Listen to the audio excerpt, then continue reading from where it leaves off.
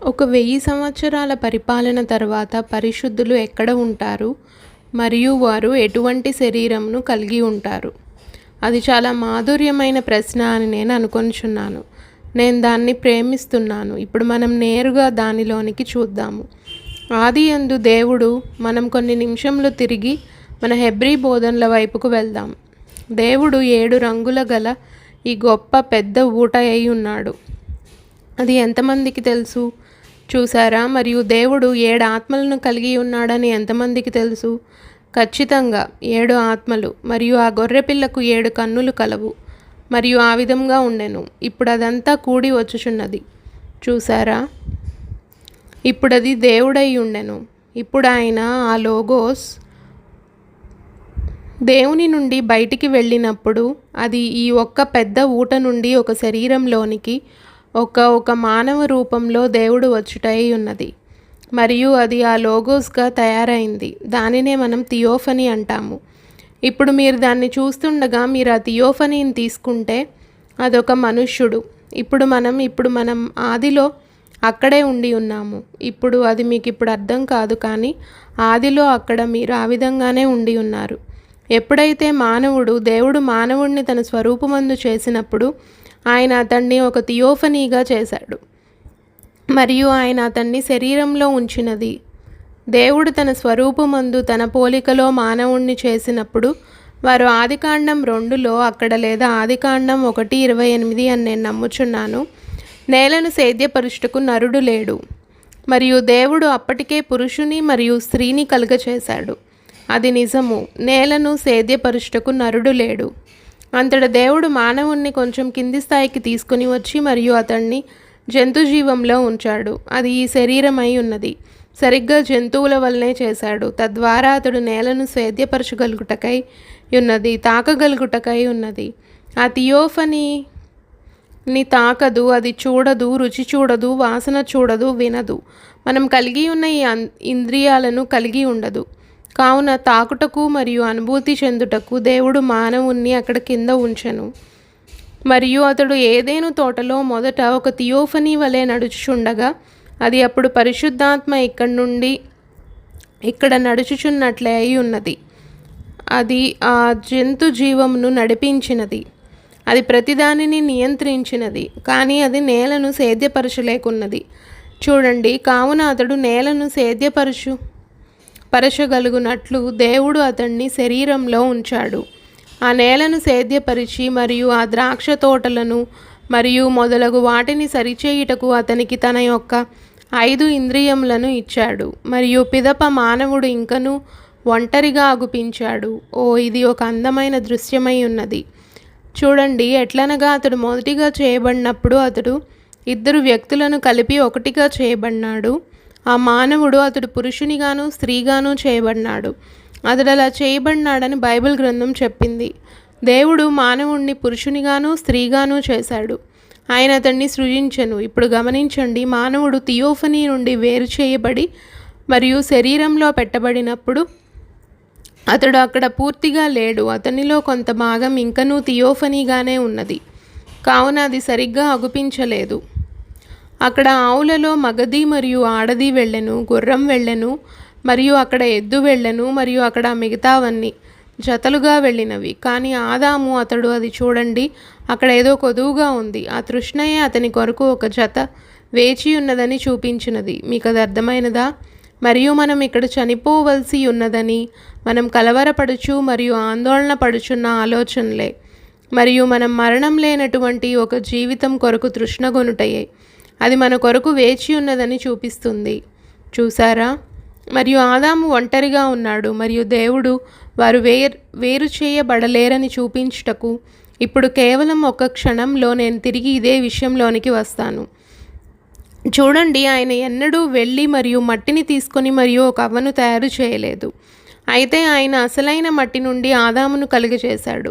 ఆయన అతని పక్క నుండి ఒక పక్కటెముకను తీసి మరియు అతనికి ఒక సాటి అయిన సహాయమును చేశాడు. మరియు అదియే అవ్వ. ఆమె ఆ పురుషుని కొరకు చేయబడినది మరియు ఆ పురుషునిలో భాగమై ఉన్నది. ఆమె ఆదియందు సృష్టిలో ఒక థియోఫనీలో అతనిలో భాగమై ఉన్నది. ఇక్కడ కింద ఈ సృష్టిలో ఆమె అతనిలో భాగమై ఉన్నది. ఆమె వేరొక సృష్టిలోనికి వేరు చేయబడజాలదు. ఆమె అదే సృష్టిలో చేయబడవలసి ఉన్నది. ఖచ్చితంగా అందువల్లనే క్రీస్తు మరియు దేవుడు ఒకే వ్యక్తి అయి ఉండవలసి ఉన్నది. అది భిన్నంగా ఉండలేదు.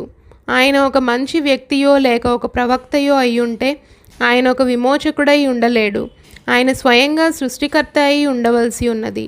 అయితే ఇప్పుడు ఆయన ఇంకనూ ఒక థియోఫనీగా ఉన్నాడు. మీరు చూడండి, మరియు ఆయన అప్పుడున్నట్లే ఉన్నాడు. ఇప్పుడు ఒక మనుష్యుడు ఇక్కడ కిందకి వచ్చాడు మరియు అతడు అద్భుతంగా ఉన్నాడు మరియు దేవుడు దానిని ప్రేమించాడు. ఆయన ఇట్లన్నాడు,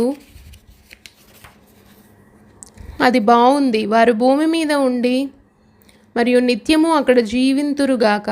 అంతే, నిత్యత్వం వరకు సదా మరియు సదా జీవింతురుగాక.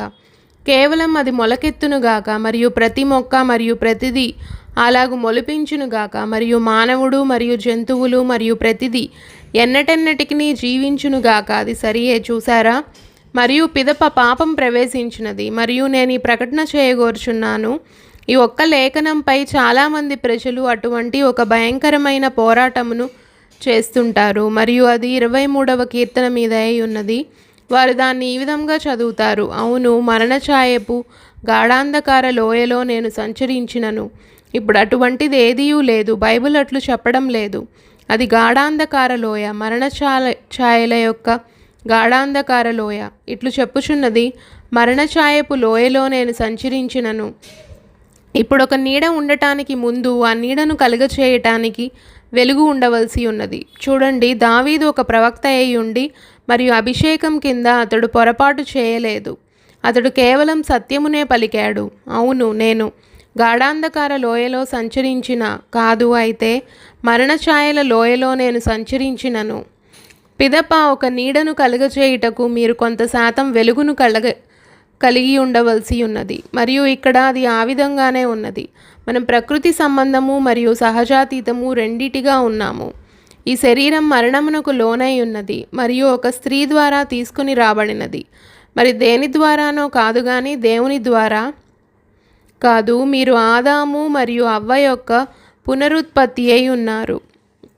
నలుపైన తెలుపైన లేదా మీరు ఏదైనా కానీ మీరు ఆదాము మరియు అవ్వ నుండి వచ్చిన ఒక ఉత్పత్తి అయి ఉన్నారు, ఒక సంతానమై ఉన్నారు. అదే మీ శరీరాన్ని పాపంలో జన్మించి అతిక్రమంలో రూపించబడి అబద్ధములు ఆడుచు లోకంలోనికి వచ్చినదిగా చేస్తుంది. మీ జీవితం యొక్క ప్రారంభంలోనే కనీసం ఒక అవకాశం అనేదే లేకుండా మీరు దోషులుగా ఎంచబడి మరియు ఖండించబడినారు. ఇప్పుడు ఎందుకనగా మీరు కలిగి ఉన్న ఆత్మను స్వభావమును బట్టి మీరు పొందుకుంటారు మరియు అది లైంగిక సంభోగం నుండి వచ్చుచున్న స్వభావమును బట్టి అయి ఉన్నది. స్త్రీ మరియు పురుషుల యొక్క కోరిక భూసంబంధమైన బిడ్డను ఉత్పత్తి చేస్తుంది. మరియు ఆ పిల్లవాడిని వదిలివేయండి మరియు అతనికి మంచిదేదియూ బోధించకండి. అతడు చెడ్డదారిలోకి వెళ్తాడు. అతనికి మంచి అయినా లేదా చెడు అయినా నేర్పించకండి. అతడు చెడ్డ మార్గమునే తీసుకుంటాడు, ఎందుకనగా అలా చేయటం అతని స్వభావమై ఉన్నది. ఒక చిన్న బిడ్డను, అంత ఎత్తు కూడా లేని ఒక బిడ్డను గమనించండి. అసలు ఎంతో కోపం తెచ్చుకుంటాడు. అతడు చేతులు పిండుకుంటూ మరియు ఊపిరి బిగబట్టుకుని మరియు ముఖం ఎర్ర చేసుకుంటాడు. నిశ్చయంగా అదేమిటి? అది అతని స్వభావమై ఉన్నది. అది అతనికి తన తండ్రి నుండి కానీ లేదా తన తల్లి నుండి కానీ ఎవరు ఒకరి నుండి వచ్చి ఉన్నది. ఆమె లేదా అతని తండ్రి ఒక క్రూరమైన దాడికి పోరాడేంత కోపమును కలిగి ఉన్నారు. ఒకవేళ వారు కలిగి లేని ఎడల అతని తాతయ్య లేదా నానమ్మ కలిగి ఉండవచ్చును. చూడండి, ఇతడు సంతానమై ఉన్నాడు, కావున అది మిమ్మల్ని లోకంలో జన్మించిన వారిగా చేస్తుంది. మీరు స్వభావమును బట్టి వచ్చారు మరియు మీ యొక్క ఉనికంతయు నల్లనిదై మరియు మురికిదై మరియు దోషం కలిగినదై మరియు శపించబడినదై మరియు నరకమునకు పోవుచున్నది. అది నిజము. అయితే మీరు తిరిగి జన్మించినప్పుడు అప్పుడు దేవుని యొక్క వెలుగు లోపల ఆ అంతరాత్మలో ప్రకాశిస్తుంది. హల్లెలూయా. అప్పుడు అది ఇక ఎంత మాత్రమూ ఒక గాఢాంధకారపు లోయ కాదు, కానీ అది దానిలో ఒక ఛాయను కలిగి ఉన్న లోయ అయి ఉన్నది. మీరు ఇక్కడ చర్మంతో కప్పబడి ఉండవచ్చును మరియు మన ముఖంపై వాటిని కలిగి ఉండవచ్చును, కానీ అక్కడ లోపల మాత్రం సరిపడా వెలుగు ఉన్నది. మరియు ఏదో ఒక దినమున వెలుగు మరియు చీకటి వేరవలసి ఉన్నది. మరియు వెలుగు ప్రకాశించినప్పుడు చీకటి పారిపోతుంది మరియు ఆ శరీరంలో మనం క్రీస్తుతో ఉండటానికి వెళ్ళినప్పుడు చీకటి మరియు మరణం అదృశ్యమవుతాయి మరియు మనం పరిపూర్ణమైన వెలుగులోనికి ప్రవేశిస్తాము. దేవునికి మహిమ. విషయం అదే, వ్యాధి ఇకను లేదు, ఇక దానితో చీకటి ఎంతమాత్రం కలపబడి లేదు. సరిగ్గా ఇప్పుడు మనం వ్యాధి మరియు ఆనందం రెంటినీ కలిగి ఉన్నాము మరియు ఆరోగ్యం మరియు బలమును కలిగి ఉన్నాము మరియు మనం క్లిష్ట పరిస్థితులను, హెచ్చుతగ్గులు మరియు సంతోషము మరియు దుఃఖము మొదలగు వాటిని కలిగి ఉన్నాము. మంచిది, అది కేవలం ఒక ఛాయ అయి ఉన్నది. అక్కడ వెలుగు ఉన్నదని తెలుసుకొనుటకు సరిపడా వెలుగు మనం కలిగి ఉన్నాము మరియు మనం ఇంకనూ శరీరంలో అనగా మాంసంలో ఉన్నాము. కానీ ఏదో ఒకరోజు సూర్యోదయం కానున్నది. అది ఆ సంహారక దూత పడక వద్ద కూర్చున్నప్పుడై ఉన్నది. అది వైద్యుడు అంతా అయిపోయినది అని చెప్పినప్పుడై ఉన్నది మరియు సహజాతీతమైన దానిలో నుండి ఈ ప్రకృతి సంబంధమైనది వేరైనప్పుడై ఉన్నది. మరియు వెలుగు తిరిగి వెలుగును చేరుతుంది మరియు చీకటి తిరిగి చీకటిలోనికి వెళ్ళిపోతుంది.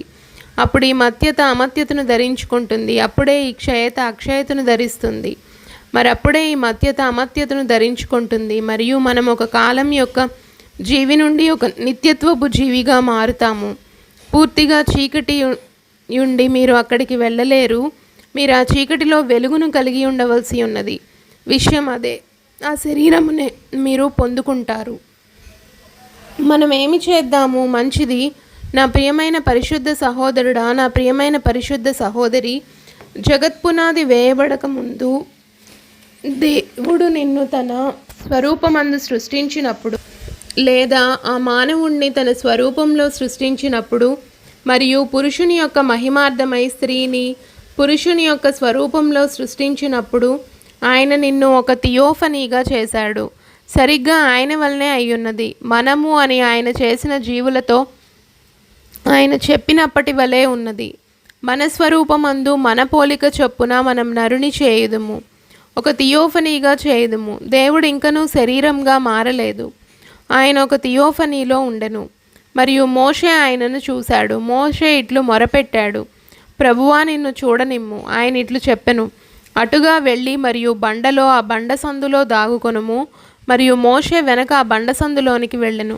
మరియు దేవుడు ఆ పక్కగా వెళ్ళినప్పుడు మెరీచు మరియు ఉరుముచుండెను. మరియు దేవుడు దాటి వెళ్ళుచుండగా ఆయన తన వీపును ఈ విధంగా తిప్పుకొని ఉన్నాడు. మరియు మోషే ఇట్లన్నాడు, అది ఒక మనుష్యుని యొక్క వీపు. హల్లెలూయా. ఆయన ఎవరు? కిందకి దిగి వచ్చిన షాలేము రాజైన మెల్కీసెదకు తండ్రియు లేదా తల్లియు లేనివాడు, జీవకాలమునకు ఆది అయినను లేదా జీవమునకు అంతమైనను లేనివాడు. అది ఆయనే. మరియు ఆయన దిగి వచ్చాడు. అబ్రహాముతో మాట్లాడినది ఆయనే. తన కొరకు ఆ విధంగా ఒక చిన్న శరీరమును సమకూర్చుకున్నాడు. మరియు వ్యూ అని దానిలోనికి ఊది దానిలోనికి అడుగు పెట్టాడు. మరియు కిందకి వచ్చి ఒక దూడను తిన్నాడు, ఆవు పాలు తాగాడు మరియు కొంత వెన్నను మరియు కొన్ని మొక్కజొన్న రొట్టెలను తిన్నాడు. మరియు 2 దూతలు ఉన్నారు మరియు వారు అక్కడికి నడిచి వెళ్ళినప్పుడు మరియు ఆ విషయమంతా కేవలం వ్యూ అదృశ్యమై వెళ్ళిపోయారు. నేనెప్పుడూ దాని గురించి ఆలోచించలేదు. ఇక్కడ కొంతకాలం క్రితం ఒక రైఫిల్ తూటాను నింపుతున్నాను. నేను ఒక .22 రైఫిల్ను కలిగి ఉన్నాను. అదొక .220 స్విఫ్ట్ అయి ఉన్నది. మరియు ఇక్కడ రైఫిల్ను ఉపయోగించే సహోదరులకు తెలుసు.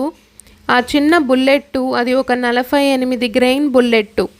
కేవలం అంత పొడుగు ఉన్న సాధారణ .22 బుల్లెట్. అది దాదాపు .3006 ఛాంబర్ పవర్లో నింపబడి ఉన్నది. ఇప్పుడు నేను కర్మాగారం దాన్ని దాదాపు సెకండ్కు 4400 అడుగుల వరకు మాత్రమే నింపుతుంది. అది సరియే, కానీ మీకు సరిపడా స్వయంగా మీరే నింపుకోవచ్చు మరియు మీరు దాన్ని సెకండ్కు 5000 అడుగుల వరకు పెట్టుకోవచ్చు. మరియు అలా కాకుంటే మీరు షూటింగ్ చేస్తున్న ఎడల ఒకరోజు మేము 200 గజాల దూరం నుండి షూటింగ్ చేస్తున్నాము మరియు ఆ బుల్లెట్ దుమ్మును తాకుచున్నది.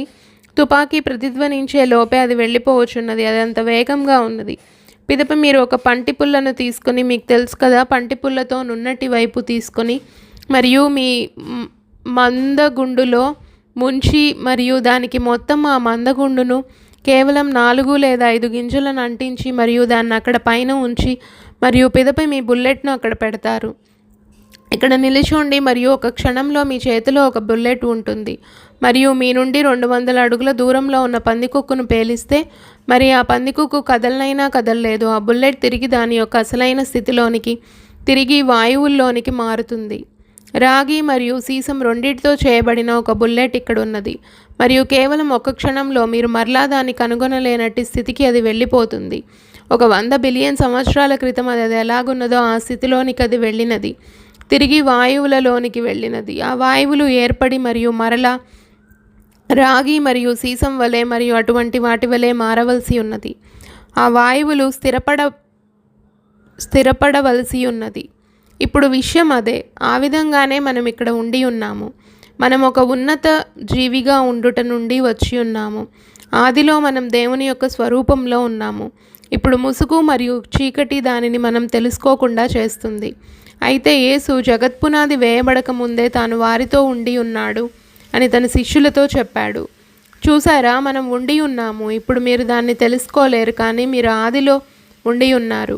మరియు భూమి మీదనున్న ఈ గుడారం శిథిలమైపోయినను ఇదివరకే మన కొరకు ఒకటి వేచి ఉంది. హల్లెలూయా. మరియు పిదప మనం తినగలుగుచు మరియు కరచాలనం చేయగలుగుటకై ఒకప్పుడు మనం నివసించినట్టి ఈ థియోఫనీలోనికి మనం ప్రవేశిస్తాము. మరియు బలిపీఠం కిందనున్న ఆత్మలు ఇట్లు కేకలు వేయుచున్నవి, ప్రభువా ఎంతకాలము? దేవుని యొద్దకు వెళ్ళునట్టి 7 మెట్లు ఉన్నవి. ఏలయనగా అది కిందకు వచ్చుచుండగా 7 ఆత్మలు ఉండి ఉన్నవి. అది సరియే. మీరు దేవుని యొక్క బలిపీఠం కిందకి వెళ్ళుచుండగా వారిట్లు కేకలు వేయుచున్నారు, ప్రభువా ఎంతకాలం? మేమిక్కడ నుండి వెనుకకు వెళ్ళగలమా? దేవుడు ఇట్లు చెప్పెను, మీరు శ్రమపడినట్లే మీ సహదాసులు శ్రమపడు వరకు కేవలం కొద్ది సమయం వేచి ఉండవలెను. చూసారా, మరియు పిదప ఆత్మలు తిరిగి వచ్చి మరియు వారు మరలా స్త్రీ పురుషులుగా మారతారు. మరియు రాత్రి యొక్క అంధకారం మరియు మరణం మరియు వ్యాధి మరియు బాధ అంతయు తొలగిపోయినప్పుడు నిత్యము జీవిస్తారు. ఇక ఛాయ ఎంత మాత్రమూ లేదు, అది ఖచ్చితంగా సూర్యుని కాంతియే. వినండి, విషయం ఇది. అది అవ్వగలిగేంత చీకటిగా అవ్వనీయండి. అయితే అది ఎంతో చీకటిగా మారేలోపు సూర్యుడు ఆ చీకటిలోని ప్రతి అణువును బద్దలు చేస్తాడు. చీకటి మరియు వెలుగు కలిసి ఎక్కువ కాలం ఉండలేవు. ఏలయనగా ఏది ఎక్కువ శక్తివంతమైనది? వెలుగే. మరియు వెలుగు ప్రకాశించినప్పుడు చీకటి తొలగిపోతుంది. ఆమేన్. మీరు సంతోషంగా లేరా? మీకు తెలిసినందుకు సంతోషంగా లేదా? ఇక ఎక్కడా ఛాయ అనేది లేదనుటలో ఎటువంటి సందేహము లేదు. అయితే సరిగ్గా ఇప్పుడు మనం హృదయములలో ఉన్నటువంటి ధన్యకరమైన వెలుగు దేవుని కుమారుడు దేవుని యొక్క శక్తిని గూర్చి సాక్ష్యమిస్తున్నది. మరియు మనం ఇక్కడికి వచ్చి పరిశుద్ధాత్మ యొక్క శక్తి దిగి వచ్చి మరియు ఒక కూటంలోనికి ప్రవేశించి మరియు ఇట్లు చెప్పుటను గమనిస్తున్నాము. నీవు శ్రీమతి పలానా మరియు పలానా, నీవు ఒక పలానా స్థలంలో ఒక పలానా కార్యమును చేశావు. నీవు ఎంతో కాలంగా దీంతో బాధపడుతున్నావు, కానీ యెహోవా ఇలాగు సెలవిచ్చుచున్నాడు, నీవు లేచి నిలబడుము, నీవు స్వస్థపరచబడినావు. మరియు ఒక కుంటివాడు మరియు గుడ్డివాడు వారి పాదముల మీద నేచి నిలబడుటను గమనిస్తున్నాము. మరియు క్యాన్సర్తో తినివేయబడి ఛాయను కలిగి ఉన్న ఒక మనుష్యుడు జీవమును పొందుకొని మరియు మరలా నూతన ఆరోగ్యమును పొందుకొనుటను గమనిస్తున్నాము. యేసు ఇట్లు చెప్పడంలో ఎటువంటి సందేహము లేదు. నేను చేయు ఈ క్రియలు మీరును చేయుదురు. మరియు ఆయన ఇట్లు చెప్పాడు, తండ్రి నాకు చూపించే వరకు నేను ఏమీ చేయను. అదేమిటి? అది మనల్ని విమోచించుటకు ఈ చీకటిలోనికి వచ్చిన వెలుగై ఉన్నది. మీరు చూడండి, నా భావం అర్థమైనదా? ఇప్పుడు ఏదో ఒక రోజు నేరుగా అక్కడికి తిరిగి వెళ్తుంది. మరియు అది ప్రారంభంలో ఉన్నట్టే ఆ థియోఫనీ మళ్ళీ అమర్త్యమైన శరీరంగా మారినప్పుడు అప్పుడు యేసు వచ్చును మరియు దేవుడు క్రీస్తు ఒకటి అయినప్పుడై ఉన్నది. క్రీస్తు సింహాసనం మీద ఆసీనుడవుతాడు మరియు ప్రజలందరూ మానవ మాతృలుగా ఉంటారు. క్రీస్తు దావీదు సింహాసనం మీద ఉంటాడు. ఒక మానవునిగా ప్రభువైన యేసు ఎన్నటికీ అమర్త్యునిగా ఉంటాడు. మనం ఎన్నటికీ మరణించము. మనం ఎన్నటికీ రోగులం కాము. ఇక దుఃఖం ఎంత మాత్రమూ ఉండదు. మరియు మనం 1000 సంవత్సరాలు జీవిస్తాము. మరియు ఆ 1000 సంవత్సరాలు పూర్తయిన తర్వాత అప్పుడు దెయ్యం బయటికి వచ్చును మరియు 2వ పునరుద్ధానం జరుగును. అనీతిమంతుల పునరుద్ధానము. వారు సముద్రం యొక్క ఇసుకరేణువుల వలె ఒక గొప్ప సైన్యమును పోగు చేయుదురు మరియు పరిశుద్ధుల గుడారములను చుట్టుముట్టడానికి వచ్చెదరు. మరియు అది జరిగినప్పుడు దేవుడు ఆకాశం నుండి అగ్నిగంధకములను కురిపించి వారిని నాశనం చేస్తాడు. మరియు యోహాను ఇట్లు చెప్పాడు, నేను కొత్త ఆకాశమును మరియు కొత్త భూమిని చూశాను. ఏలైనగా మొదటి ఆకాశము మరియు మొదటి భూమియు గతించిపోయెను మరియు సముద్రమును ఇక లేదు. మరియు యోహాను అను నేను నూతన యెరూషలేము అను ఆ పరిశుద్ధ పట్టణం తన భర్త కొరకు అలంకరింపబడిన పెళ్లి కుమార్తె వలె సిద్ధపడి పరలోకమందున్న దేవుని యొద్ద నుండి దిగివచ్చుట చూచితిని. విషయం అదే అయి ఉన్నది. అక్కడ అతడు ఇట్లు చెప్పాడు: భార్య, గొర్రెపిల్ల మరియు పెండ్లి కుమార్తె అక్కడ సదాకాలం ఉంటారు. లక్షలు మరియు లక్షల చదరపు మైళ్ళ వరకు ఒక కొత్త భూమి ఉంటుంది. ఓమై, ఆ పట్టణం పరిశుద్ధ గ్రంథం 15,000 చదరపు మైళ్ళ పట్టణాన్ని కొలుస్తుంది. అది 15,000 మైళ్ళ పొడుగు, 15,000 మైళ్ళ వెడల్పు మరియు 15,000 మైళ్ళ ఎత్తు ఉన్నది. అది ఖచ్చితంగా ఆ పట్టణమును గూర్చి బైబిల్ గ్రంథం ఇచ్చిన వివరణ అయి ఉన్నది. సముద్రం ఇకను లేదనుటలో ఎటువంటి ఆశ్చర్యం లేదు. దాని కొరకు ఎటువంటి స్థలం లేదు. ఓ, అటువంటి సౌందర్యం ఉంటుంది. మరియు అక్కడ దేవుని సింహాసనం వద్ద ఒక ఊట ఉండి ఉన్నది. అది ఆ సింహాసనంకి ఎదురుగా ప్రవహించుచున్నది. అక్కడ చెట్టుకి, ఆ జీవనదికి ఇరువైపులా ఒక చెట్టు ఉండి ఉన్నది. మరియు ఆ చెట్టులో 12 రకాల ఫలములు ఉండి ఉన్నవి. మరియు ప్రతి నెల అది దాని ఫలములను ఇస్తుంది. అక్కడ 24 పెద్దలు ఉండి ఉన్నారు. అక్కడ వధువు ఉన్నది. అక్కడ 44,000 మంది ఆలయపు నపుంసకులు ఉండి ఉన్నారు. ఓ సహోదరుడా, మనం ఎక్కడికో పోవచున్నాము. మన కొరకు మీదటికి విషయాలు ఉండి ఉన్నవి. 4 ఆ 24 పెద్దలు, 1,44,000 మంది నపుంసకులు. వధువు క్రీస్తుతో కూర్చొని ఉండుట. అమ్మాయి, మీరు మాట్లాడండి. నా గృహము మాధుర్యమైన గృహము. ఆమేన్. నేను అక్కడికి వెళ్ళే భాగ్యమును కలిగి ఉన్నాను. మరియు మీరు అక్కడికి వెళ్ళే భాగ్యమును కలిగి ఉన్నారని ఆలోచించడానికే అద్భుతంగా ఉంది. మరి మీరు ఈ అంధకారంలో నడుస్తూ మరియు అసలు వెలుగును చూడకుండా మరియు చనిపోయి అగాధంలోనికి వెళ్ళి మరియు ఏమీ కాకుండా పోవడాన్ని ఎందుకు ఎంచుకుంటారు? ఏలయనగా వెలుగు దాని సర్వాధికారాన్ని తీసుకున్నప్పుడు చీకటికి ఎక్కడా చోటు లేదు. వెలుగు వచ్చినప్పుడు చీకటి ఎక్కడికి పోయినదో వెళ్ళి కనుగొనండి. సమస్త కార్యములు తిరిగి దేవుని వైపుకు మరలినప్పుడు అది ఆ విధంగానే ఉంటుంది. అది చీకటికి ఒక ప్రారంభం ఉన్నది, చీకటికి ఒక అంతం ఉంటుంది. వెలుగుకు ఎన్నడూ ఒక ప్రారంభం లేదు, లేదా దానికి ఎన్నడూ ఒక అంతం ఉండదు. దేవునికి ఎన్నడూ ఒక ప్రారంభం లేదు, లేదా ఎన్నడూ ఒక అంతం ఉండదు. కావున ఏదో ఒక రోజు ఈ సమస్త దుర్మార్గపు ప్రపంచం దాని పాపము మరియు దాని అందము అని పిలువబడే వాటన్నిటితో మరియు దాని అద్భుతాలు మరియు ఉద్రేకాలు మరియు దాని యొక్క సమస్త సౌందర్యం మరియు ప్రతిదీ గతించిపోతాయి. మరియు అవి ఇక ఉండవు. అవి ఇక మీదట ఉండవు, ఇక జ్ఞాపకం చేసుకొనబడవు. అది ఇట్లు చెప్పబడినది, కనీసం ఇక మీదట అవి కనీసం జ్ఞాపకం చేసుకొనబడవు. అయితే ప్రభు చేత ఆశీర్వాదం నొందిన వారు ఎప్పుడూ ఆయనతో ఉంటారు. ఆయన సొంత మహిమ శరీరం లాంటి ఒక శరీరమును మనం కలిగి ఉంటాము మరియు ఆయనతో జీవిస్తాము మరియు ఆయనతో తింటాము మరియు ఆయనతో కూర్చుంటాము మరియు ఎన్నటెన్నటికీ మరియు యుగయుగములు ఆయనతో నివసిస్తాము.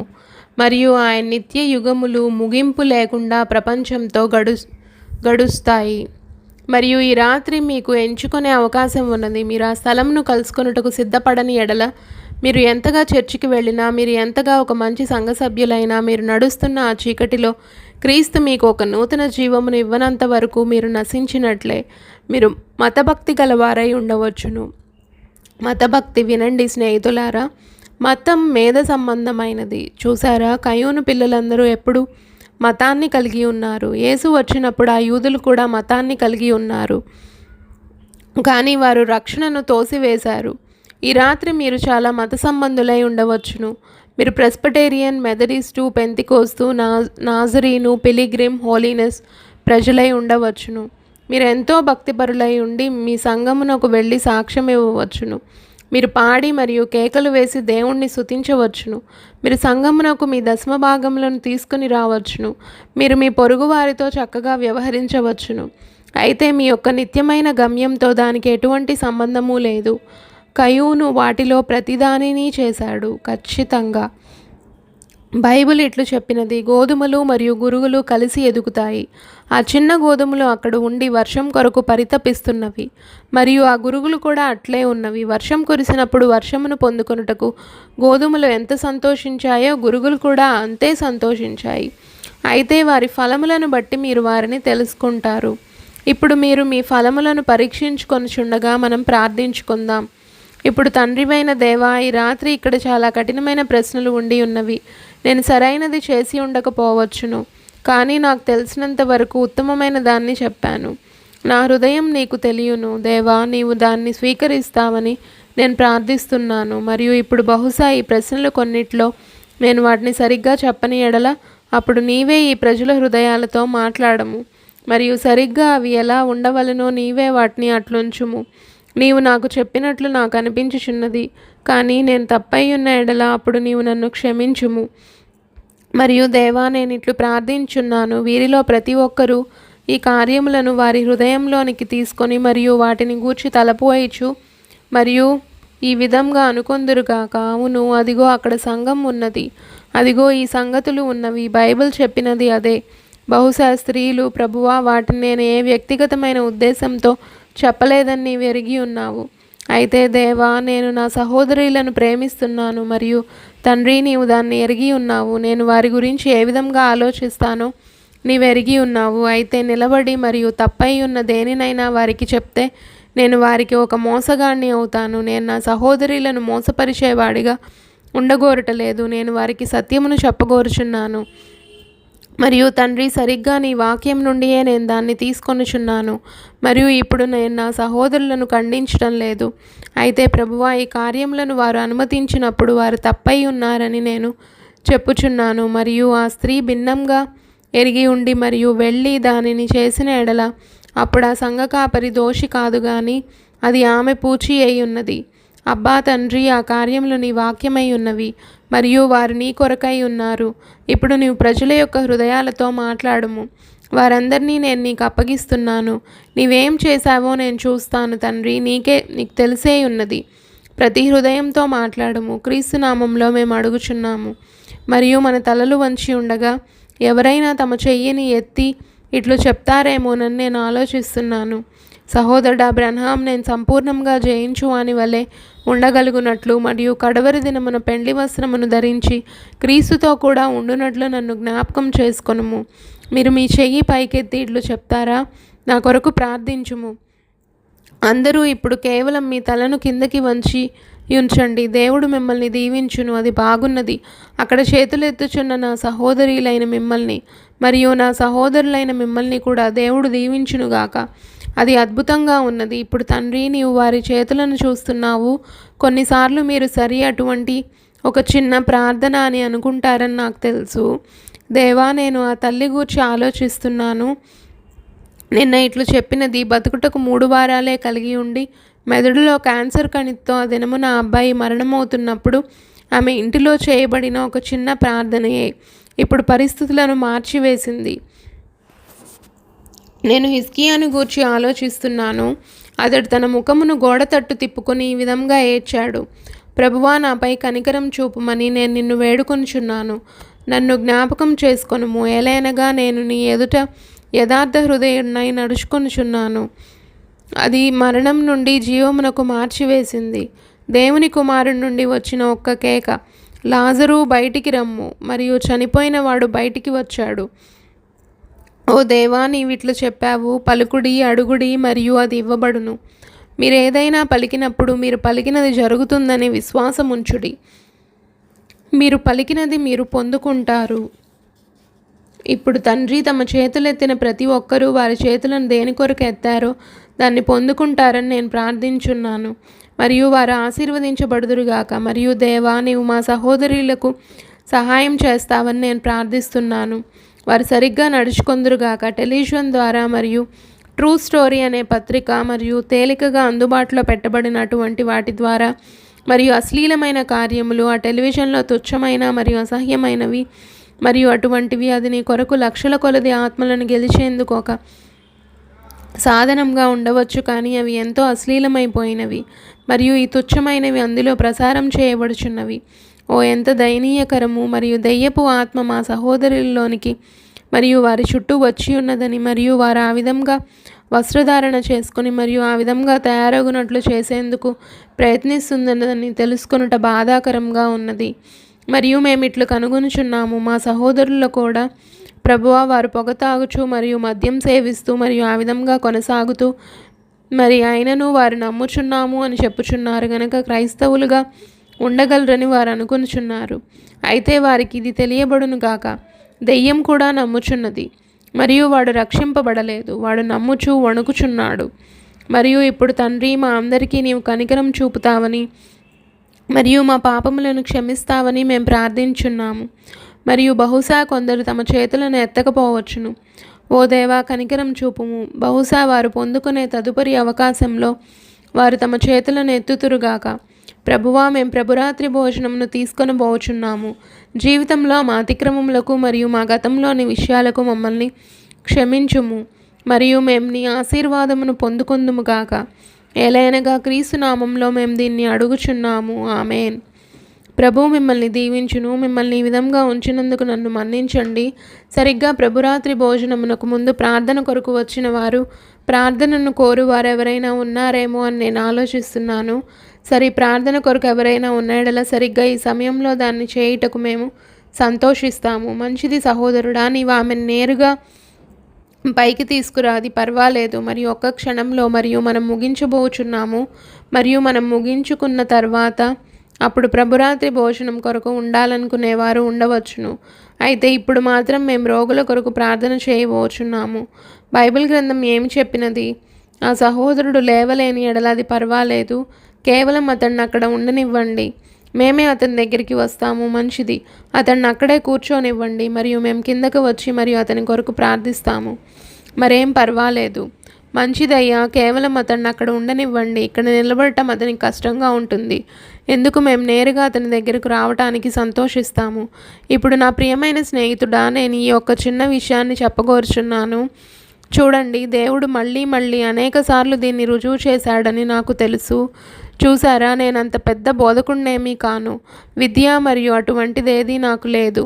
నేను ప్రభువైన యేసును ప్రేమిస్తున్నాను. నేను ఆయనను ప్రేమిస్తున్నానని దేవునికి తెలుసు. అయితే ఒకటి చేయడానికి నేను పిలువబడ్డాను. అది రోగుల కొరకు ప్రార్థించుట అయి ఉన్నది. దానిని మీరు నమ్ముతున్నారా? నాకు అసలు ఆ వరమును గూర్చి తెలియడానికి ముందే నేను బయట ఈ ఆసుపత్రికి వెళ్ళేవాడిని మరియు ఆ నర్సులు ఇలా చెప్పడం నాకు గుర్తుంది. ఇప్పుడు నీవు బాగవబోచున్నావు. చూసారా, మరియు ఏదో ఉండి ఉన్నది. ప్రజల కొరకైన నా ప్రార్థనలను గణపరుచుటకు దేవుడు ఎంతో కృపగలిగి ఉన్నాడు. ఈ రాత్రి ప్రపంచమంతటా ఒక ప్రపంచ వ్యాప్తమైన కుదుపు సంభవించి ఒక పిలుపు వచ్చిన ఎడల ఎట్లుండునని నేను ఊహించుచున్నాను. మరియు ఇట్లు చెప్పబడినదని అనుకుందాము. సహోదరుడు బ్రన్హాం ప్రార్థన చేసిన ప్రతి ఒక్కరూ ఇక్కడికి రండి. ఒక ఉత్తరంతో మీరు అమెరికా ప్రభుత్వానికి జవాబు ఇవ్వాలని నేను కోరుచున్నాను. మరియు అది ప్రపంచవ్యాప్తంగా ప్రసారం చేయబడుతుంది. అది తెలియజేయబడితే బహుశా 40 లేదా 50 లక్షల మంది ప్రజలు ఆ పిలుపుకు సమాధానం ఇస్తారని నేను అనుకుంటున్నాను.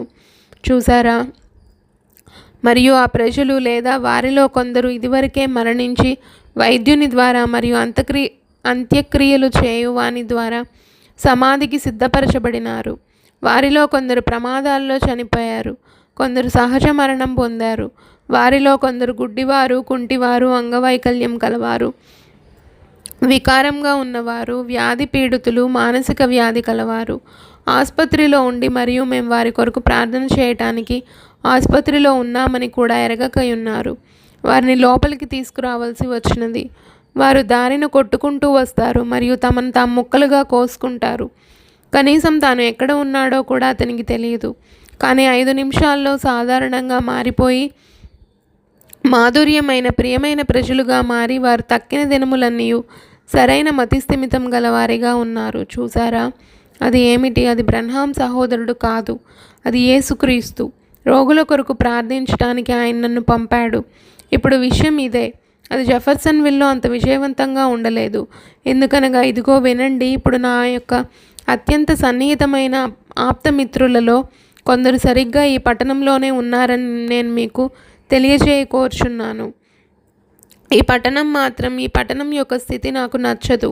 నాకు ఈ పరిస్థితి నచ్చదు. ముందెన్నడూ కూడా నచ్చి ఉండలేదు. నేను ఒక చిన్న పిల్లవానిగా ఉండి కూర్చుని నా యొక్క చరిత్ర పుస్తకాలను చదువుచున్నప్పుడు ఇట్లా అనుకున్నాను, ఏదో ఒక రోజు నేను ఇక్కడి నుండి వెళ్ళిపోతాను. చూసారా, నాకు జెఫర్సన్విల్ ఇష్టం ఉండదు. ఇది ఒక బురద నేలగా ఇక్కడ కింద ఉన్నది. అది ఎంతో బురదతో నిండి ఉన్నది మరియు అది అస్సలు బాగోదు. మీరు చూడగోరిన ఎళ్ళ ఇక్కడ స్పికర్ట్ నాప్కైనా లేదా మరెక్కడికైనా ఆ పైకి వెళ్ళి మరియు కిందకి న్యూ ఆల్బనీ మరియు జెఫర్సన్విల్ వైపునకు చూడండి. ఇక్కడ చూడండి, వైద్యులు కూడా దీన్ని చెప్పుచున్నారు. అదేమనగా ఈ లోయలో ఉన్న ప్రజలు అక్కడున్న పరిస్థితి వలన రక్తహీనతకు గురవుతున్నారు. ఇక్కడున్న ఒక చిన్న స్త్రీ, శ్రీమతి మోర్గన్, క్యాన్సర్ నుండి స్వస్థత పొందినది. తన కుక్కను వైద్యశాలకు తీసుకుని వెళ్ళింది. దానికి గజ్జి ఉన్నదని ఆమె అనుకున్నది. అదేమిటో మీకు తెలుసా? అది ఎక్కడైతే తిరిగినదో ఆ కలుపు మొక్కలపై కోల్గేట్ యొక్క చెత్త పోగు మరియు అటువంటివన్నీ ఉండుట వలనై ఉన్నది. అది అత్యంత అనారోగ్యకరమైన స్థలమై ఉన్నది. ఒక వ్యక్తి సైన్యంలో ఉన్నాడు. ఇక్కడికి వచ్చాడు మరియు అతనికి ఉబ్బసం జబ్బు వచ్చినది. ఇక్కడ ఫ్లోరిడాకు వెళ్ళాడు మరియు అతని కళ్ళు చాలా నల్లగా మారాయి. మరియు అతడు వైద్యుని దగ్గరకు వెళ్ళాడు మరియు అతడు ఇట్లా అన్నాడు, డాక్టర్ ఇట్లా అన్నాడు, ఇప్పుడు నీవు కొట్లాటకు వెళ్ళావు కాదా? అందుకు అతడు ఇట్లా అన్నాడు, లేదయ్యా, నేను వెళ్ళలేదు. అతనెవరో మీరు తెలుసుకుని కోరిన ఎడల అతని పేరు హిర్బీ. ఇప్పుడు నేను కేవలం ఆలోచించగలిగితే అది న్యూ ఆల్బనీలోని యూనియన్ నేషనల్ బ్యాంక్లో అతడు ఒక అధికారి అయి ఉన్నాడు. కేవలం అక్కడికి వెళ్ళి మరియు హీర్బా అను పేరు గల అతన్ని కనుగొనండి, అతన్ని అడగండి. మరియు అతడు వెళ్ళి అతడు ఇలా అన్నాడు, డాక్టర్ గారు ఇట్లా అన్నాడు, నాకు సైనస్ వ్యాధి వచ్చినది. మరియు అతన్ని పరీక్షించి ఇట్లా అన్నాడు, అది నిజమే. ఇంకా ఇట్లా అన్నాడు, నీవు కొట్లాటకు వెళ్ళావేమో అని నేను అనుకున్నాను. ఇట్లా అన్నాడు, అబ్బాయి నీవు ఎక్కడ నివసిస్తావు?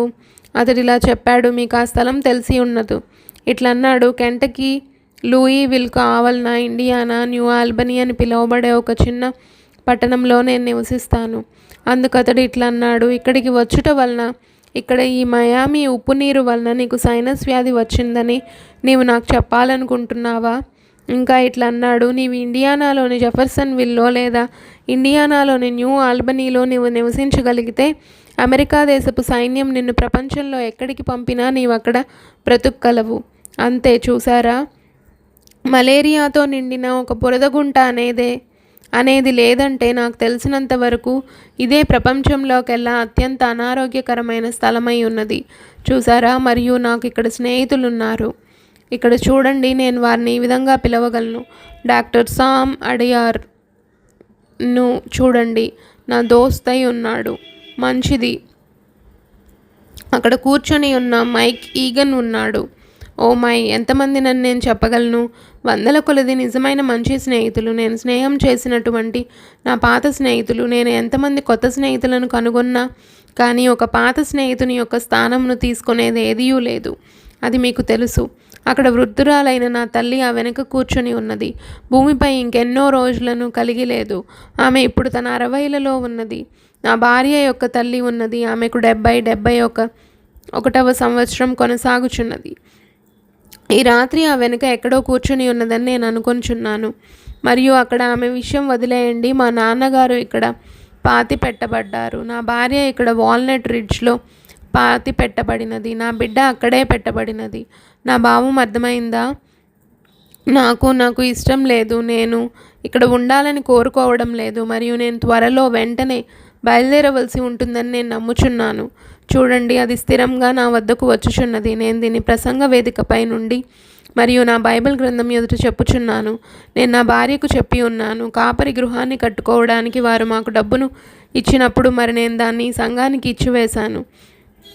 ఆ కాపరి గృహం ఈ సంఘానికి చెంది ఉన్నది. ఇక్కడకు వెళ్ళి అది నిజమో కాదో తెలుసుకోండి. చూడండి, నేను దాన్ని నా కొరకు తీసుకొనలేదు.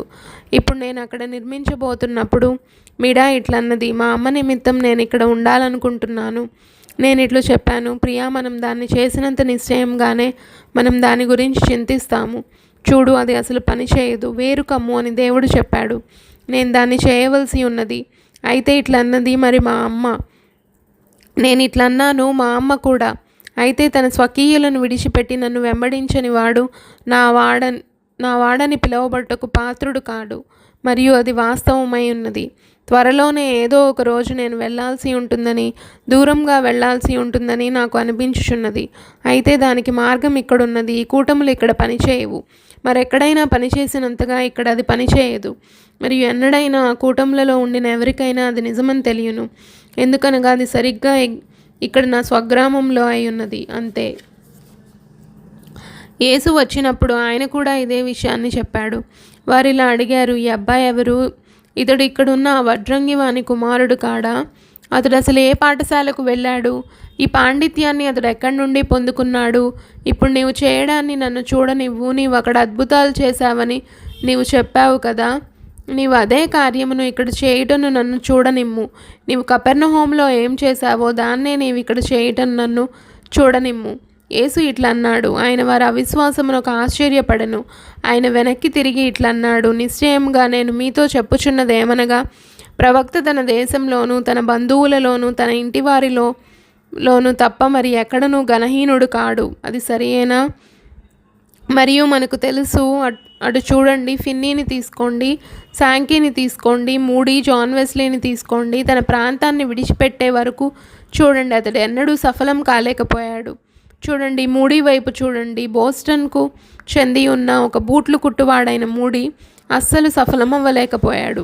అతను ప్రసిద్ధి చెందడానికి ముందు అతడు చికాగోకు వచ్చాడు. చూసారా, అతడు తన సొంత వారి నుండి వేరవ్వలసి ఉన్నది. మీరు ఎల్లప్పుడూ దాన్ని చేయవలసి ఉన్నది. కానీ ఇప్పుడు ఇక్కడ అది విలియం బ్రెన్హామ్ అని మీరు మర్చిపోతే దేవుడు మీ ప్రార్థనకు సమాధానం ఇస్తాడు. దానిలో విలియం బ్రెన్హామ్ చేసేది ఏదైనా ఉందని మీరు మర్చిపోతే చాలు. అతడు కేవలం నిలబడి మీ కొరకు ప్రార్థన చేయువాడై ఉన్నాడు. మీరు దాన్ని నమ్మగలిగినట్లయితే మీరు చేయమని అడిగిన దాన్ని ఇదివరకే చేసినది యేసుక్రీస్తై ఉన్నాడు. చూసారా, చేయడానికి ఏమీ లేదు, కేవలం సాక్ష్యం ఇవ్వడం తప్ప. నేను దానిలో చేయవలసింది ఏదీ లేదు. కానీ ఇక్కడ మీతో కలిసి ఎదిగి ఉన్న తర్వాత మరియు నా ప్రతి బలహీనత మరియు నా ప్రతి తప్పిదము మీకు తెలుసు. మరియు సరిగ్గా ఈ నగరంలో దేవుడు ఏం చేశాడో మీకు తెలుసు.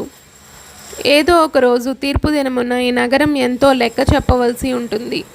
ఎందుకనగా సరిగ్గా ఇక్కడే వందల వేల కొలది అసాధారణమైన స్వస్థతలు జరిగి ఉన్నవి. సరిగ్గా ఇక్కడే సూచనలు మరియు అద్భుతాలు మరియు ఆ దిగువన దూత ప్రత్యక్షం అవ్వడం జరిగినవి మరియు వార్తాపత్రికలు దాన్ని ముద్రించినవి మరియు అదంతా జరిగినది. మరి ఇంకనూ ప్రజలు నమ్ముటలేదు. అది ఎందువలన? ఇప్పుడు ఏదో ఒక రోజు నేను ఇక్కడి నుండి వెళ్ళబోచున్నాను. నేను ఇలా ఆశ్చర్యపోవచ్చున్నాను. నా ముగింపు ఏమై ఉంటుంది? అంతా అయిపోయినదా? ఇది ముగియనున్నదా? నాకు 48 సంవత్సరములు, ఇది ఇప్పుడే ముగియనున్నదా? నేను ఈ విధంగా ఆశ్చర్యపోవచ్చున్నాను. అది అట్లయిన ఎడల చూడండి, ఎందుకని ప్రపంచం అక్కడున్న చిత్రపటంను గ్రహించలేదు? ఎందుకని వారు వెంటనే దాన్ని గ్రహించలేదు? ఎందుకని వారి ఇతర విషయములను గ్రహించలేకున్నారు? ఎందుకని వారి ప్రవచనములను మరియు అట్టి విషయాలను గ్రహించలేకున్నారు? మీకు తెలుసా, వారు ఇప్పుడు గ్రహించలేరు. కానీ ఒకరోజు నేను లోకాన్ని విడిచిపెట్టబోచున్నాను మరియు నేను వెళ్ళిపోయినప్పుడు అప్పుడు వారు దాన్ని గుర్తిస్తారు. మీలో కొందరు యవ్వనస్తులు నేను వెళ్ళిపోయిన తర్వాత దాన్ని గ్రహించుతారు. చూసారా, అయితే ఇప్పుడు అది జరగడానికి దేవుడు అనుమతించడం లేదు. అదేమిటో చూడండి. నా ఉద్దేశం మీకు అర్థమవుతుంది కదా? కేవలం ఒక చిన్న పాప యొక్క చేతి గొలుసు. ఎవరైనా దాన్ని కలిగి ఉండవచ్చు. మరియు నేను నమ్ముచున్నాను, సహోదరుడు సాత్మెన్ పోయినసారి ఇక్కడకు వచ్చినప్పుడు ఒక బైబిల్ గ్రంథమును ఇక్కడ విడిచిపెట్టాడని చెప్పినట్లు నేను నమ్ముచున్నాను. ఒక బైబిల్ గ్రంథమును ఇక్కడ వదిలివేయబడి ఉన్న ఒక బైబిల్ గ్రంథమును ఎవరైనా కనుగొన్నారా? మీరు కనుగొని ఎడల అది కెనడా నుండి వచ్చిన సహోదరుడు ఫ్రెడ్ సాత్మన్కు చెందినది. ఇప్పుడు మనం ప్రార్థించుకుందాము. ప్రభువా, కనికరం చూపుము. సంగీతం మాధుర్యంగా మోగించుచుండగా సోదరుడు నెవిల్ నూనెతో అభిషేకించబోచుండగా నేను యేసునామంలో రోగులపై చేతులు ఉంచడానికి వెళ్ళుచున్నాను. ప్రభువా, వారి స్వస్థత కొరకు దాన్ని అనుగ్రహించుము. ఆమేన్. అందరూ ఇప్పుడు ప్రతి ఒక్కరూ ప్రార్థించండి. మంచిది ప్రభువా. ఆ చిన్న పిల్లవాడు, అతని తాతయ్య అతని కొరకు ఇక్కడ నిలబడి ఉన్నాడు. పాలు ఏ రకం పాలైనా అతని శరీరానికి పడటం లేదు. అయితే నీవు సర్వశక్తిని కలిగి ఉన్నావు మరియు ఆ చిన్నవాడు తన కొరకు తన విశ్వాసాన్ని కలిగి ఉండలేడు. మరియు పిదప ప్రభువా, తల్లిదండ్రులు మరియు తాత అమ్మమ్మలతో కలిసి నేను దాని కొరకు విశ్వాసాన్ని కలిగి ఉన్నాను. మరియు మేమిట్లు పలుకుచున్నాము, యేసు నామంలో ఈ శిశువు పాలు త్రాగునుగాక మరియు దేవుని మహిమ కొరకు జీవించునుగాక. ఆమేన్. అది అలాగే జరుగుతుంది. ఓ దేవా, ఆమె తన తండ్రి కొరకు ప్రార్థిస్తున్నది. నీవు ఆమె తండ్రిని స్వస్థపరిచి మరియు అతనికి అవసరమైన దాన్ని అతనికి అనుగ్రహిస్తావని నేను ఆమెతో కలిసి క్రీస్తు నామంలో ప్రార్థిస్తున్నాను. ఆమేన్. ఇప్పుడు ఇది సామాన్యంగా ఉన్నది కదా, ప్రజలు ప్రార్థిస్తున్నారు. కానీ ప్రజలు వారు ఒక పెద్ద విషయం కొరకు చూస్తారు మరియు వారు దాన్ని క్లిష్టమైన దానిగా చేస్తారు. దేవుడు దాన్ని సామాన్యంగా చేస్తాడు. మీరు దాన్ని క్లిష్టమైన దానిగా చేసి మరియు దాన్ని తప్పిపోతారు చూసారా. కేవలం దేవుడు చెప్పినట్లుగా దాన్ని సామాన్యంగానే ఉండనివ్వండి. నమ్మిన వారి వలన ఈ సూచక్రియలు కనబడును. వారు రోగుల మీద చేతులుంచినప్పుడు వారు స్వస్థత నొందుదురు అని దేవుడు చెప్పినట్లు ఉండనివ్వండి. ప్రభువా, మేము ఈ స్త్రీలపై చేతులుంచుచున్నాము. ఇక్కడ నిలబడి ఉన్న మా ఈ సహోదరి మరియు యేసుక్రీస్తు నామంలో మేము దీన్ని అడుగుచుండగా ఆమె స్వస్థత పొందునుగాక. ఆమేన్. తండ్రి, మేము యేసుక్రీస్తు నామంలో మా సోదరిపై చేతులుంచుచుండగా బైబిల్ గ్రంథం మరియు ప్రభువు యొక్క బోధనల జ్ఞాపకార్థంగా ఆమె స్వస్థత పొందునుగాక. తండ్రి, క్రీస్తు నామంలో మేము మా సోదరి యొక్క స్వస్థత కొరకు అడుగుచున్నాము. మరియు మేము నీ వాక్యమునకు లోబడుచుండగా నీవు ఆమెను సంపూర్ణంగా స్వస్థపరుస్తావని నేను ప్రార్థిస్తున్నాము. ఆమె స్వస్థపడగలదా అని నా మనస్సులో ఒక సందేహం కూడా లేదు. ఆమేన్. తండ్రి, మేము మా సహోదరిపై చేతులుంచి మరియు మేము ప్రభువైన యేసు నామంలో నీవు ఆమెను స్వస్థపరిచి మరియు ఆమెను బాగు చేయుదువని అడుగుచున్నాము. ఆమేన్. ప్రభువైన యేసు నామంలో మేము మా సహోదరిపై చేతులుంచి దేవుని మహిమార్థమై నీవు అతన్ని సంపూర్ణంగా స్వస్థపరుచుదు అని అడుగుచున్నాము. తండ్రి, ప్రభువైన యేసు నామంలో మేము ఈ సహోదరిని అభిషేకిస్తున్నాము మరియు యేసు నామంలో ఆమెపై చేతులుంచి ఆమె స్వస్థత కొరకు అడుగుచున్నాము. తండ్రివైన దేవా, మేము మా సహోదరుడిపై చేతులుంచి మేము అతన్ని అభిషేకిస్తుండగా నీవు అతన్ని బాగు చేయుదువని యేసుక్రీస్తు నామంలో అడుగుచున్నాము. తండ్రి, ఇక్కడ అతని ప్రియమైన భార్య ఆమెను అభిషేకించి మరియు ఆమెపై చేతులుంచి యేసుక్రీస్తు నామంలో దీన్ని అడుగుచున్నాము. ప్రభువైన దేవా, చిన్న ఈడిత్ను మేము అభిషేకిస్తున్నాము. ఆమెపై చేతులుంచి మరియు నీవు ఆమె విన్నపమును అనుగ్రహిస్తావని ప్రభువైన యేసుక్రీస్తు నామంలో అడుగుచున్నాము. తండ్రి, ఆమె తల్లికి మేము ఆమెను కూడా అభిషేకించి మరియు ఆమెపై చేతులుంచి మరియు ఆమె యొక్క స్వస్థత కొరకు అడుగుచున్నాము. ప్రభువైన యేసుక్రీస్తు నామంలో ఆమె స్వస్థత పొందునుగాక. తండ్రి, ఈ కుటుంబం యొక్క ప్రశస్తమైన ఈ చిన్ని రత్నమును, చిన్ని గుండె చప్పుడును ప్రభువైన యేసు నామంలో మేము అభిషేకిస్తున్నాము. ఒక రోజున ఆయనకు సమర్పించబడినది మరియు నీవు దాన్ని స్వస్థపరుస్తావని నేను ప్రార్థిస్తున్నాను.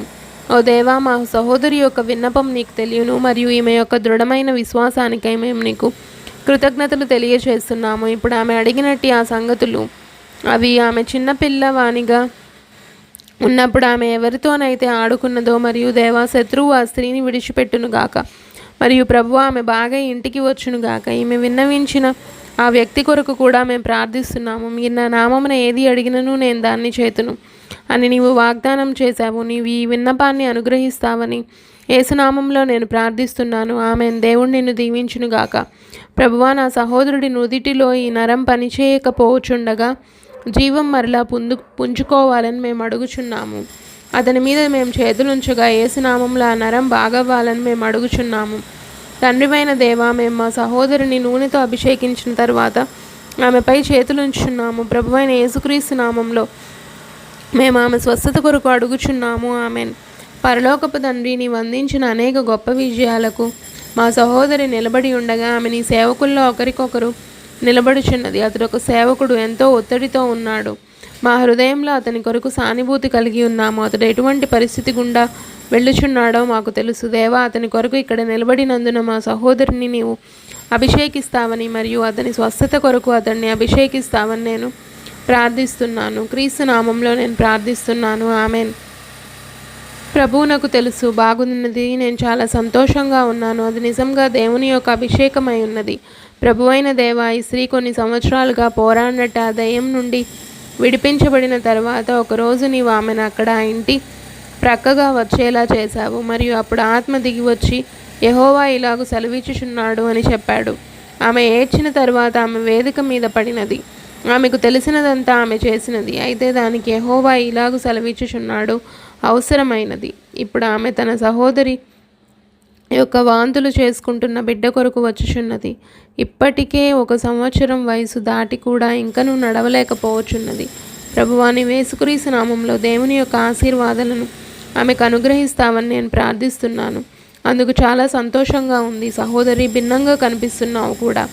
మరియు ఇప్పుడు నీవు మరణానికి ఎంతో దూరంలో ఉన్నావు కదా.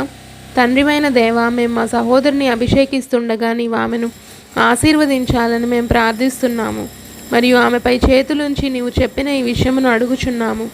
అదేమనగా, నమ్మిన వారి వలన ఈ సూచక్రియలు కనబడును. వారు రోగుల మీద చేతులుంచినప్పుడు వారు స్వస్థత నొందుదురు.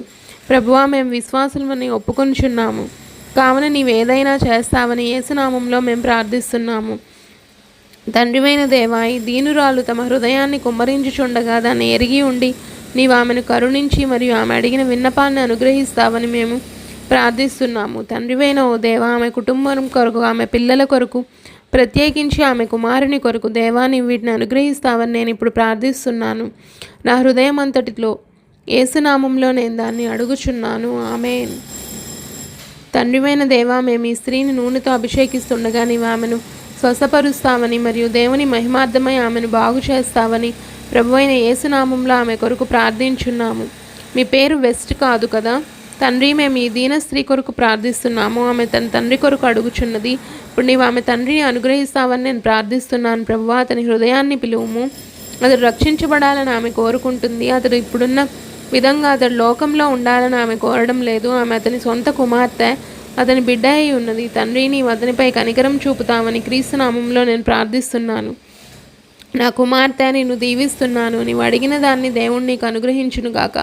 ప్రియమైన దేవ, ఆమె పట్ల కనికరం కొరకు మేము ప్రార్థిస్తున్నాము మరియు మేము ఆమెను అభిషేకిస్తుండగా నీవు దయచూపుతావని మేము కోరుచున్నాము.